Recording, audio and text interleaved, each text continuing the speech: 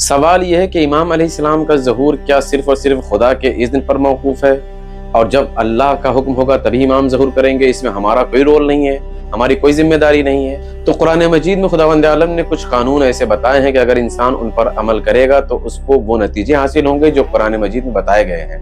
یعنی قرآن مجید میں ارشاد ہوتا ہے کہ لَإِن شَكَرْتُمْ لَأَزِيدَنَّكُمْ، یہ قرآن مجید کا قانون ہے۔ خداوند عالم کہہ رہا ہے کہ اگر تم میرا شکریہ ادا کرو گے ہم تمہاری نعمتوں میں اضافہ کریں گے۔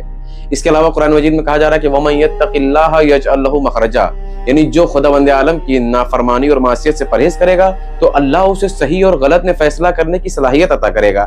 بس قانون یہ بنا کہ اگر جو یہ چاہتا ہے کہ اسے صحیح اور غلط کو سمجھنے کی صلاحیت حاصل ہو، اسے اللہ کی نافرمانی سے پرہیز کرنا پڑے گا۔